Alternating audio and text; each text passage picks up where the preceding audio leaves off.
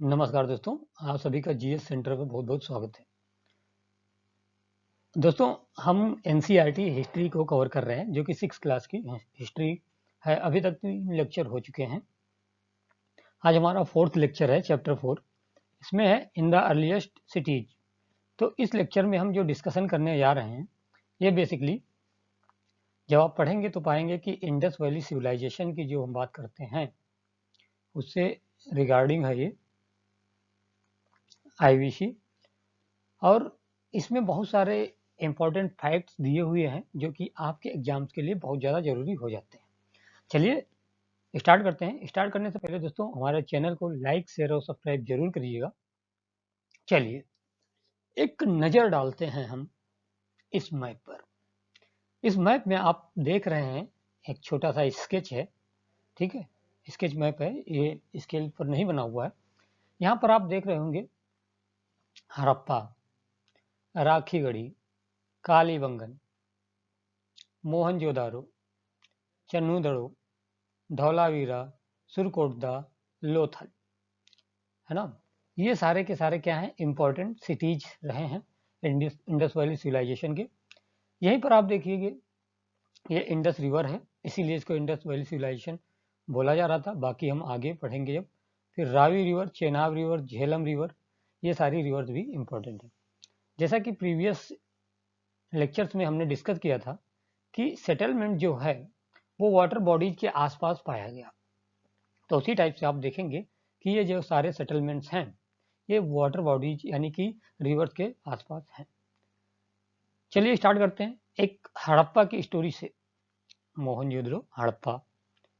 तो इसमें क्या हुआ कि आर्कियोलॉजिस्ट ने एक साइट फाउंड की और उन्होंने रियलाइज किया, उनको लगा कि ये सब कॉन्टिनेंट की सबसे ओल्डेस्ट साइट है, यानी कि सबसे ओल्डेस्ट सिटी है भारतीय सब कॉन्टिनेंट की, ठीक है। और यहाँ पर क्या हुआ कि जो सिटीज मिली, वहाँ पर कुछ सिमिलर बिल्डिंग्स भी देखने को मिली और इस सिटी में हड़प्पा में भी ऐसा ही देखने को मिला, ठीक है।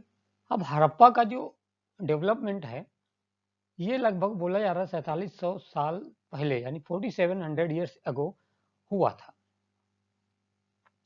अब क्या स्पेशल है इन सिटीज में, इसके बारे में जानना जरूरी है, क्योंकि आईवीसी इंडस वैली सिविलाइजेशन बहुत ही इंपॉर्टेंट चैप्टर है और ये यूपीएससी के लिए फेवरेट चैप्टर रहता है। तो आपको बहुत अच्छे से इसको पढ़ना होगा, ठीक है।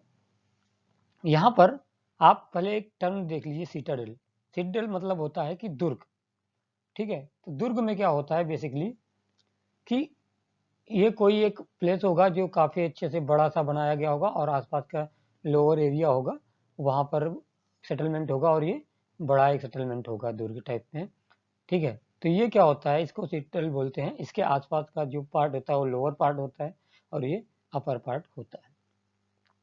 तो देखने को यहाँ पर ऐसा मिलता है कि सिटी जो है 2 पार्ट में डिवाइड है, एक अपर पार्ट और एक लोअर पार्ट, ठीक है। जो अपर पार्ट है उसको सिटडल बोला गया या दुर्ग बोला गया, और उसी में एक लार्जर और लोअर पार्ट मिला जिसको क्या बोला गया, लोअर टाउन बोला गया। अब ये जो सिटाडेल है, ये क्या है कि ये पार्ट जो है वेस्ट की तरफ था, ये छोटा था, ठीक है, और ये ऊंचा था, छोटा और ऊंचा वेस्ट में। और उसी के साथ साथ में जो लार्जर है, बड़ा है, और ये नीचे की तरफ इससे है, तो ये क्या हो रहे हैं, लोअर टाउन्स को कहा जा रहा है। ये आपको याद रखना होगा। अब इसमें मटेरियल क्या यूज होता था, आपको मटेरियल के बारे में जानना जरूरी है। तो यहाँ पर क्या होता था कि पकी हुई ईंट, बेक्ड ब्रिक्स इस्तेमाल की गई थी बनाने के लिए प्रत्येक पार्ट में, चाहे वो सिटल हो चाहे वो लोअर पार्ट हो, लोअर टाउन हो। और ये सारी की सारी ब्रिक्स जो थी बहुत अच्छी तरीके से पकाई गई थी, जिसकी वजह से ये सालों, हजारों सालों तक ये चलती रही, ठीक है।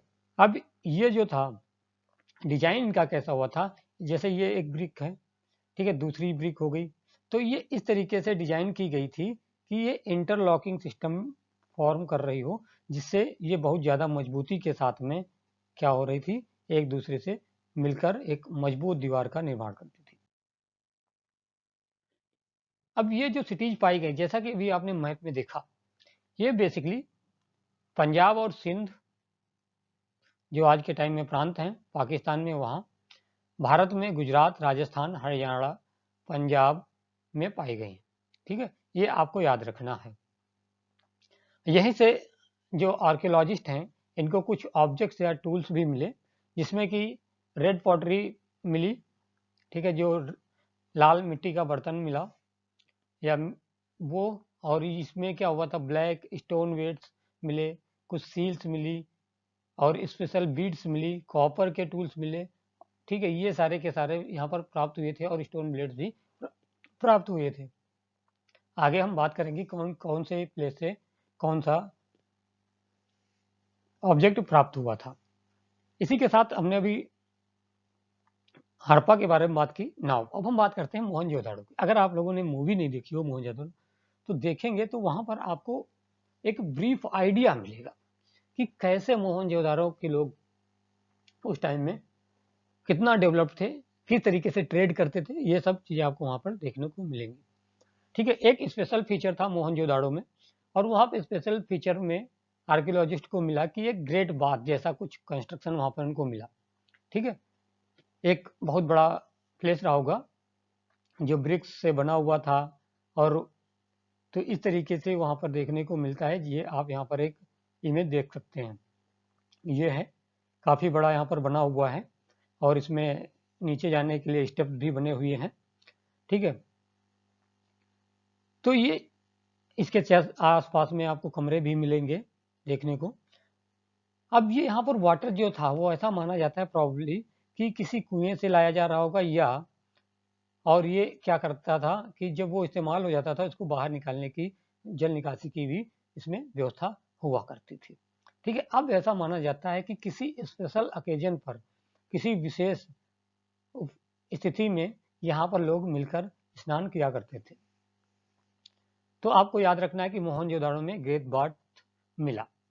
ठीक है, उसका कंस्ट्रक्शन देखने को मिलता है। अदर सिटीज में कालीबंगन, लोथल, जहाँ से फायर अल्टर्स मिले, जहाँ के ये देखा जाता है कि सैक्रिफाइसेस को परफॉर्म किया जा रहा था, है ना, तो ये बहुत ज़्यादा जरूरी है। और and some cities like Mohenjodaro, Harappa, Lothal had elaborate store houses. और मोहनजोदड़ो, हड़प्पा और लोथल से क्या हुए थे, स्टोर हाउसेज भी प्राप्त हुए हैं। अब इसमें देखेंगे हाउस, ड्रेन्स एंड स्ट्रीट्स। अब अगर हम हाउस, ड्रेन्स और स्ट्रीट को देखते हैं तो इस तरीके से यहाँ पर आप देखिए कि ये कुछ कंस्ट्रक्शन हुआ था वहाँ पर, इस तरीके से कंस्ट्रक्शन था। ये सारी ब्रिक्स वहाँ पर बनाई गई हैं जो पकी हुई ईंट थी। तो यहाँ पर जो घर देखने को मिला, जनरली आप ऐसा देखेंगे कि एक या दो स्टोरी या सिंगल और डबल स्टोरी मिलते थे, और रूम के आसपास कोर्टयार्ड भी पाया गया। बहुत सारे हाउसेज में क्या था, एक सेपरेट बाथिंग एरिया भी हुआ करता था, नहाने का एक प्लेस होता था, बात करने का प्लेस होता था, और वहां पर आपको वाटर सप्लाई भी देखने को मिलेगी अच्छे से। किससे, वेल से वाटर सप्लाई भी देखने को मिलता था। Many of the cities had covered drains. बहुत सारे जो सिटीज हैं उनमें ड्रेनेज सिस्टम भी बहुत अच्छे से बनाया गया था, और वो काफ़ी ज़्यादा अच्छे से इस तरीके से बनाया गया था कि वो स्ट्रेट लाइन में हो। ठीक है, जिससे कि वहाँ पर ड्रेनेज की समस्या ना आने पाए, पानी जो है ड्रेन का वो आसानी से बाहर की तरफ निकल जाए। ठीक है, each drain had a gentle slope so that water could flow through it. अब प्रत्येक जो ड्रेन थे बने हुए थे, सारे के सारे ड्रेन में क्या था, एक स्लोप बना हुआ, स्लोपी टाइप के ड्रेन हुआ करते थे, जिससे कि इजिली, आसानी से जो वाटर है ड्रेन का वो बाहर की तरफ निकल कर चले जाए। और बहुत सारे जो घरों के ड्रेनेज सिस्टम थे, वो जो गलियों का ड्रेनेज सिस्टम था, उन ड्रेनेज से जाकर क्या करता था, मिल जाता था, और स्मॉलर ड्रेन जो थे वो बड़े ड्रेन से जाकर मिल जाते थे। इस तरीके से आप कह सकते हैं कि ये वेल प्लान्ड सिटीज हुआ करती थी, है ना। इनमें क्या है कि बड़े अच्छे तरीके से कंस्ट्रक्शन किया गया था ड्रेनेज सिस्टम का, जिसकी वजह से वहां पर फ्लड जैसी सिचुएशन ना आने पाए। आज के समय में क्या देखते हैं, जैसे बहुत ज़्यादा बारिश हो गई हमारे सिटी में, तो क्या होता है, फ्लड जैसी सिचुएशन हो जाती है, बहुत सारा गार्बेज उसी में हम जाकर फेंक देते हैं, या कोई भी आकर फेंक देता है, तो हम लोग रिस्पॉन्सिबल हो जाते हैं कि अर्बन फ्लड ऐसे आता है ना। सो यार, as the drains were covered, inspection holes were provided at interval to clean them. अब यहाँ पर क्या है, जैसे आप सड़क पर अभी जा रहे होते हैं, देखते हैं बहुत जगह पर एक छोटा सा बॉक्स टाइप में रखा होता है। तो क्या है, ये इंस्पेक्शन कवर होता है, जिसकी वजह से क्या होता है, इसको हटाकर वहाँ पर सैनिटाइजेशन जो किया जा सकता है, उसको साफ किया जाता है। अब बहुत सारे हाउसेज में क्या था, all three houses, drains and streets were probably planned and built at the same time. अब ये वही हमने आपको बताया कि ये एक ही समय पर बनाया गया, ये बहुत अच्छे से तरीके से क्या किया गया, प्लान किया गया। इसको प्लान करने के बाद इसको एग्जीक्यूट किया गया, जिससे कि घर से पानी जो छोटी ड्रेनेज होता था उसमें जाता था, छोटे ड्रेनेज से बड़े ड्रेनेज में जाकर बाहर निकल जाता है। यहाँ पर आपको ये एक वेल टाइप में देखने को मिल रहा होगा। अब शहरों की जो लाइफ थी वो कैसी थी, है ना। अभी आज के टाइम में अगर आप बॉम्बे जाते हैं, मुंबई जाते हैं, दिल्ली कोलकाता देखते हैं, तो इतनी भागम भाग है, लोगों के पास फुर्सत ही नहीं किसी से बात करने की, जो दौड़े जा रहे हैं दौड़े जा रहे हैं बस। तो इसी टाइप में भी उस टाइम में भी हुआ होगा। तो यहाँ पर बताया जा रहा है कि बहुत ज़्यादा बिजी थी लाइफ। किसकी बिजी थी लाइफ, हड़प्पन सिटी में जो लाइफ थी वो बहुत ज़्यादा बिजी थी। ठीक है, कुछ लोग वहाँ पर क्या करते थे, कंस्ट्रक्शन का काम करते थे, plant the construction of special building in the city. ठीक है, ये सब हो रहा था, जिसमें कुछ वहाँ पर रूलर्स भी होंगे, राज शासन करने वाले। अब इसके साथ में ही ऐसा प्रतीत होता है कि जो शासक थे वो लोगों को बहुत दूर दूर स्थानों पर भेजा करते थे कि जाइए आप देखिए, खोज कीजिए और वहाँ से लेकर आइए जो ज़रूरत है उनकी, जैसे कि मेटल, प्रेशियस स्टोन्स और बहुत सारी चीज़ें। अब इसी में ये भी होता था कि बहुत सारी वैल्यूएबल ऑब्जेक्ट्स होते थे वो उनको रखते थे, जैसे कि ornaments of gold and silver, ये यहाँ पर उनको देखने को मिलता है। बहुत सुंदर तरीके अच्छे अच्छे बीट्स यहाँ पर देखने को मिलते हैं, वो भी यहाँ पर लोग रखते थे। अब जो लोग वहाँ पर पढ़ना लिखना जानते थे, है ना, तो वो क्या करते थे, वो लिखते थे और वो उन लोगों को बताते कि थे, किसको बताते थे, जो लोग सील्स बनाया करते थे वो उनकी हेल्प किया करते थे कि यहाँ पर ये लिखना है या यहाँ पर ये लिखना है। जैसे आज के टाइम पे देखते हैं कि बहुत सारे जगह पर कुछ ना कुछ सील्स जैसे आपको मिल जाते हैं कि कौन से मटेरियल पर लिखना है जो लंबे समय तक सर्वाइव कर सके, ये सारी चीज़ें हुआ करती थी। अब यहाँ पर जो मेन वीमेन थे, ये कुछ क्राफ्ट पर्सन भी हुआ करते थे। ठीक है, ये बहुत तरीकों से बहुत चीज़ें बनाया करते थे। ठीक है, either in their own homes और इन स्पेशल वर्कशॉप, या तो अपने घरों में घरेलू उद्योग में काम करते थे या फिर किसी स्पेशल वर्कशॉप में जाकर काम किया करते थे।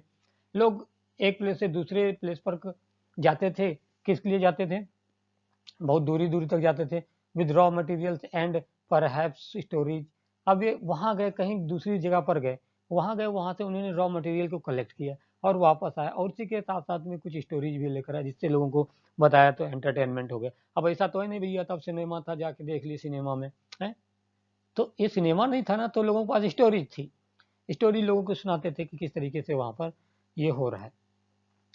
बहुत सारे टेराकोटा टॉयज भी प्राप्त हुए हैं, जिनमें से बहुत सारा कुछ हमें देखने को मिलेगा।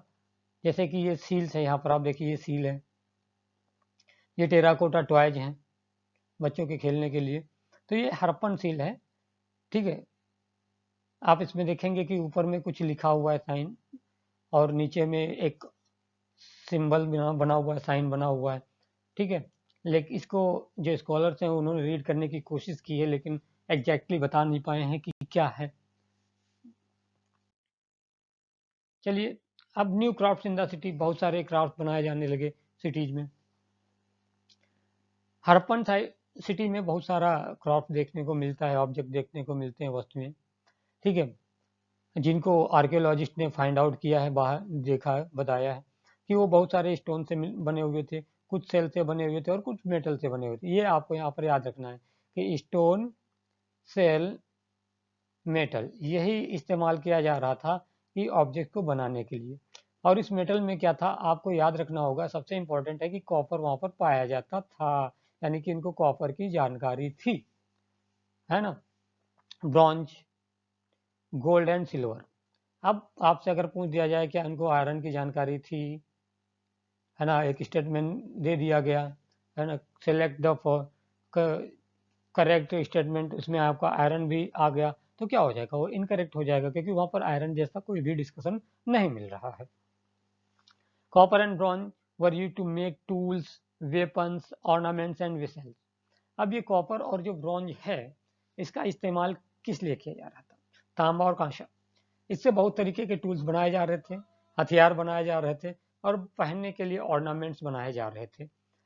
गोल्ड और सिल्वर का भी इस्तेमाल होता था ऑर्नामेंट्स एंड वेसल्स में, इसका भी इस्तेमाल किया जा रहा था। और बीड्स, वेट्स और ब्लेड के यहाँ पर कुछ आप एविडेंसेस भी प्राप्त हुए हैं। ये क्या है, बहुत सुंदर सा बीड्स बनाई गई है हड़प्पन के द्वारा। ठीक है, यहाँ पर ब्यूटीफुल रेड स्टोन को इंक्लूड किया गया है। और ये किससे बनी है? Many of these were made out of carnelian. Carnelian है, ये आपको याद रखना है कि आपसे अगर फैक्चुअल क्वेश्चन आ जाता है तो ये आप वहाँ पर बता पाएंगे। इसके बाद में ये एक आप देखेंगे कि एक ब्लेड है, स्टोन की ब्लेड इन्होंने बनाई है, ये भी एविडेंस मिलता है। और उसी के साथ साथ में यहाँ पर आपको स्टोन के वेट्स भी देखने को मिलेंगे। ठीक है, तो ये इसका इस्तेमाल माप तौल के लिए किया करते थे।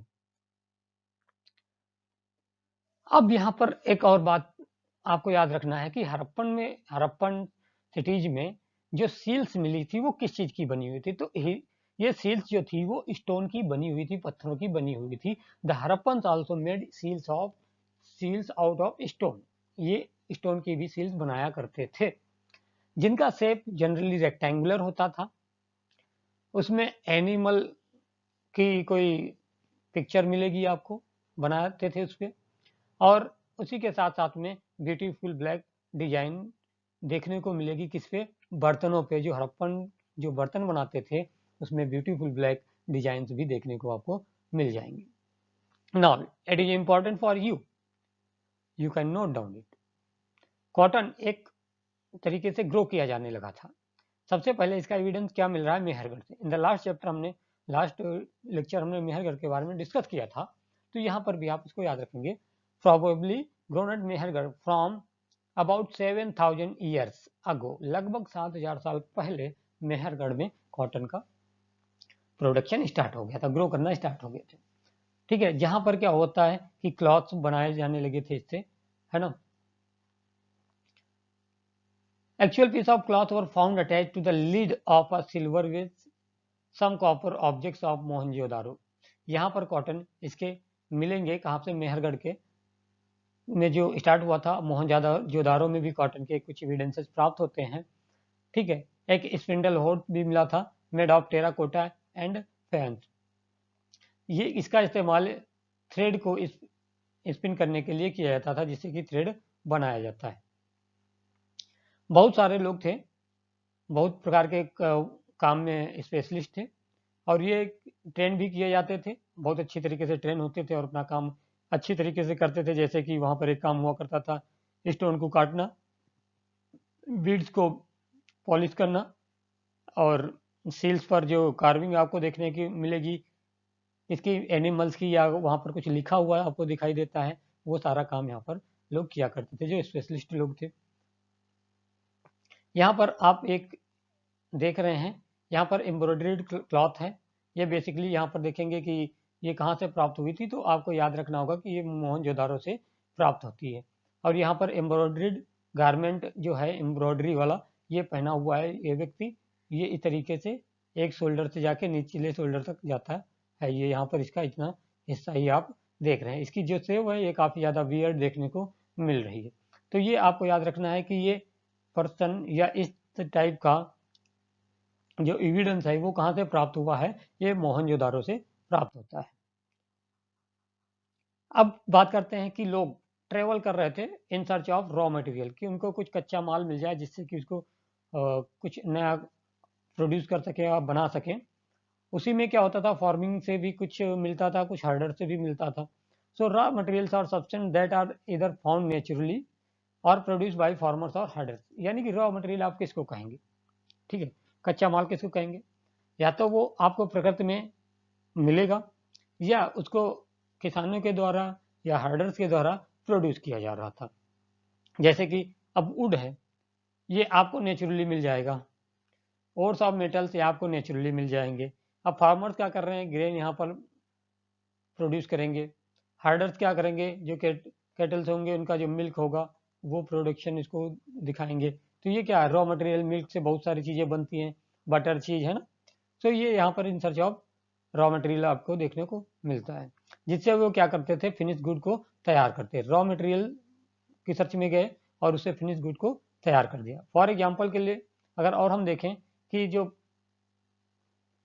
फार्मर था वो कॉटन का प्रोडक्शन करता था। अब वो कॉटन का प्रोडक्शन किया, फिर उसके बाद उसको प्रोसेसिंग की गई और वहाँ पर क्या बनाया गया, एक कपड़ा बनाकर तैयार किया गया। ऐसे ही बहुत सारे रॉ मटेरियल थे जो हड़प्पन यूज करते थे, जो लोकली अवेलेबल हुआ करते थे उनके पास, जो वहाँ पर अवेलेबल थे उसका इस्तेमाल करते थे, उसको प्रोसेस करके कोई नया आइटम या ऑब्जेक्ट बनाया करते थे। जैसे कि अब कुछ आइटम यहाँ पर हैं, कुछ रॉ मटेरियल कॉपर है, tin, gold, silver and precious stone. ये क्या किया गया, अब ये कहाँ से लाया गया, ये कहीं दूर प्लेस से लाया गया, डिस्टेंट प्लेस से लाकर इसको बनाया गया। अब आपको यहाँ पर फिर से देखिए, याद रखिएगा, क्या उनको नॉलेज थी कॉपर की? यस। टिन की नॉलेज थी? यस। गोल्ड की नॉलेज थी? यस। सिल्वर की नॉलेज थी? यस। तो copper, gold, tin, silver, bronze, इन सब का इनको नॉलेज था और ये इनका इस्तेमाल भी करते थे। तो ये आपको काफी ज्यादा इंपॉर्टेंट है, आप इसको रिमेंबर रखिए, याद रखिए। अब हड़प्पन की बात करते हैं। देखो, अब इनको कॉपर कहाँ से मिला, ये आपके क्वेश्चंस में भी आ सकता है। तो इनको कॉपर जो प्रेजेंट टाइम में राजस्थान है आज के समय में, है ना, ये यहाँ से इनको क्या प्राप्त हुआ करता था, कॉपर। और कहाँ से लाते थे ये, ओमान इन वेस्ट एशिया, इन दो प्लेसेस से इनको क्या मिल रहा था, कॉपर। टिन, टिन क्या था, एक मिक्स था, mix with the copper two produce bronze. ठीक है, इसको क्या इस्तेमाल किया जा रहा था, टिन का, टिन लाते थे तो इसको कॉपर के साथ मिक्स करके ब्रॉन्ज बनाया जा रहा था, इसका भी ये लोग इस्तेमाल कर रहे थे। अब ये कहाँ से लाया गया, टिन की बात की जाए तो ये कहाँ से लाएगा, प्रेजेंट टाइम का जो अफगानिस्तान और ईरान है वहाँ से ये इसको लेकर आते थे। Gold could have come all the way from the present day Karnataka. अब ये गोल्ड कहाँ से इनको प्राप्त होता था, ये कर्नाटक से प्राप्त होता था। और प्रेशियस स्टोन्स कहाँ से मिल रहे थे इनको, प्रेजेंट टाइम में गुजरात, ईरान और अफगानिस्तान। तो ये आपको सारे याद रखने, कॉपर कहाँ से मिला, टिन, गोल्ड एक्सेट्रा, ये आपको याद रखना है, ये आपके लिए बहुत ज़्यादा इंपॉर्टेंट है।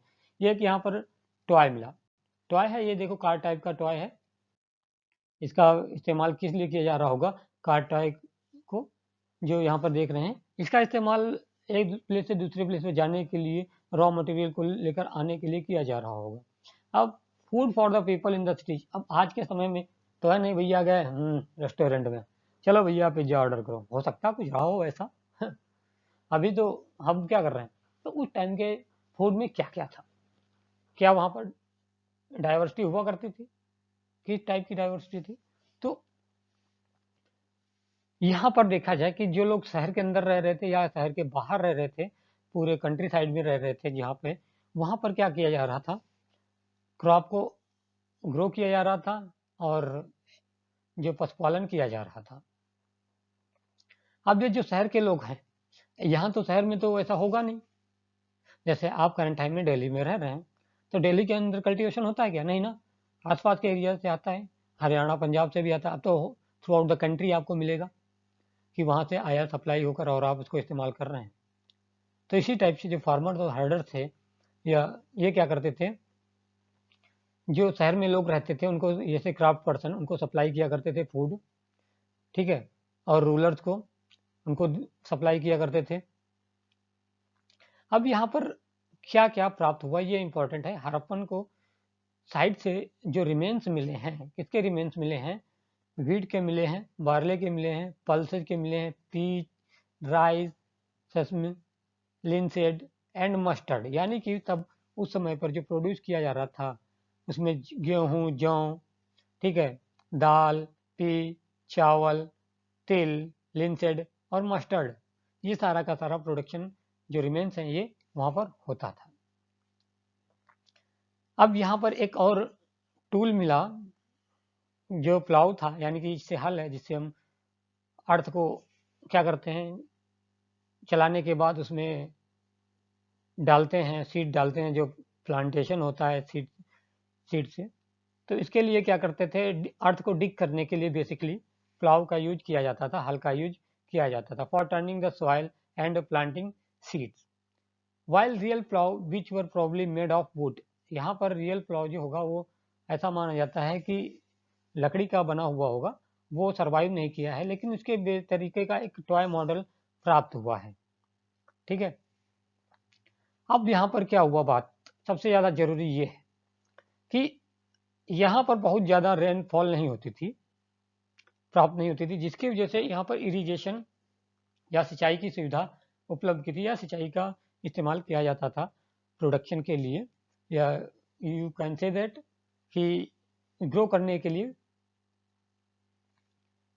इसका मतलब ये है कि वहाँ पर वाटर को स्टोर किया जाता था और सप्लाई किया जाता था, जिससे कि खेतों में अच्छी उपज हो सके। इसी के साथ साथ अब ये तो बात हो गई यहाँ पर फार्मिंग में क्या क्या इनको मिल रहा था, क्या क्या ग्रो कर रहे थे, ये इंपॉर्टेंट है। फिर उसके बाद में बात करते हैं कि वो हार्डर थे। इसी के साथ साथ वो क्या कर रहे थे, पशुपालन कर रहे थे, कैटल, सीप, गोट और बुफैलो का पशुपालन कर रहे थे। Water and pasture were available around their settlement. ये जो जल और जो घास के मैदान है, जहाँ पर चरागाह जिसको बोलते हैं, वो अवेलेबल थे चारों तरफ। जो सेटलमेंट्स हुआ करते थे उनके, वहाँ से जाकर एनिमल्स को ग्रास और वाटर मिल जाया करता था। ठीक है, गर्मियों के सीजन में क्या था, गर्मी जब बहुत ज़्यादा पड़ रही होगी समर के सीजन में, तो जो एनिमल्स हैं उनको बहुत लंबी दूरी तय करनी पड़ती होगी, किसके लिए, घास और पानी के लिए, grass and water. They also collected fruits like ber, cod fish and hunted wild animals like the antelope. अब यहाँ पर एक और बात बताई जा रही है कि हड़प्पन जो थे वो बेर और मछली मारते थे, या जानवर भी मारते रहते थे। यहाँ पर ये टॉय है, बिल्कुल प्लाव जैसे है, हल के जैसा बना हुआ है, इसका इस्तेमाल किया जा रहा था। ठीक है, नेक्स्ट बात करेंगे अगर हम, तो यहाँ पे देखेंगे कि हड़प्पन टाउन्स इन गुजरात। अब हड़प्पन टाउन्स इन गुजरात को जरा हम क्लोजली अगर विजिट करें, ठीक है, तो सबसे पहले इसमें आता है धौलावीरा। ठीक है, ये खादिर बेट पर स्थित है। कहाँ पर है ये रनाब कच्छ में, गुजरात में स्थित है। यहाँ पर फ्रेश वाटर और फर्टाइल सॉइल मिलती है उस समय पर। Unlike some of the other Harappan cities, which were divided into two parts, Dhaulavira was divided into three parts, and each part was surrounded with massive stone walls with entrances through gateways. अब यहाँ पर आपको देखना है कि जैसे हमने बताया कि हड़प्पा की जो सिटी थी वो दो पार्ट में डिवाइड थी। ठीक है, एक सिद्धल था, दूसरा था लोअर टाउन। लेकिन धौलावीरा जो है ये ऐसा यहाँ पर देखने को नहीं मिल रहा, ये थ्री पार्ट्स में डिवाइडेड है। ठीक है, बाकी सारे सिटीज देखने को मिलेंगे कि दो पार्ट में डिवाइडेड थे, यहाँ पर ये तीन पार्ट में डिवाइडेड है। यहाँ पर क्या देखने को मिला, लार्ज ओपन एरिया सेटलमेंट में, जहाँ पर पब्लिक सेरेमनीज हुआ करती थी, ऐसा माना जा रहा है। Other finds include large letters of Harappan script that were carved out of white stone and perhaps inlaid in wood. अब यहाँ पर क्या हुआ, अब धौलावीरा और हड़प्पा के बीच में डिस्टेंस है, इसका मतलब द कनेक्शन जो था वो हड़प्पन और धौलावीरा के बीच हुआ करता था, इसीलिए धौलावीरा में क्या वो हड़प्पन सील या स्क्रिप्ट पाई गई है। और यहाँ पर यह भी मिला कि जो हड़प्पन स्क्रिप्ट राइटिंग है वो स्मॉल ऑब्जेक्ट जैसे कि सील्स पर पाई जाती है, एक यूनिक फीचर था। नाउ नेक्स्ट है, पहला हमने धौलावीरा देखा, next is about the Lothal. ये क्या है, एक ट्रिब्यूटरी है साबरमती की, उसके किनारे ये बसा हुआ था गुजरात, और ये जाकर क्या होता है, गल्फ ऑफ खंबात में जाकर मिलती है। यहाँ से बहुत सारे रॉ मटेरियल मिल रहे थे, जैसे कि सेमी प्रीशियस स्टोन वर इजिली अवेलेबल, यहाँ पर आसानी से उपलब्ध हो जा रहा था। नाउ एक इंपॉर्टेंट चीज ये है, आप इसको मार्क कर लेंगे, ये एक बहुत ही इंपॉर्टेंट सेंटर हुआ करता था कि जो ऑब्जेक्ट्स बनाए जाते थे स्टोन से, सेल और मेटल से, यानी कि एक वर्कशॉप या इंडस्ट्रियल टाइप का एरिया रहा होगा जहाँ पर स्टोन से ऑब्जेक्ट बनाए जाते थे, सेल से ऑब्जेक्ट बनाए जाते थे, या मेटल से ऑब्जेक्ट बनाए जाते थे। यहाँ पर इस सिटी में लोथल में एक स्टोर हाउस भी प्राप्त होता है।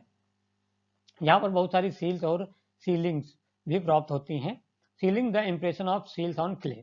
ठीक है, इसको बोलते हैं, ये सारे के सारे स्टोर हाउस में प्राप्त हुए हैं।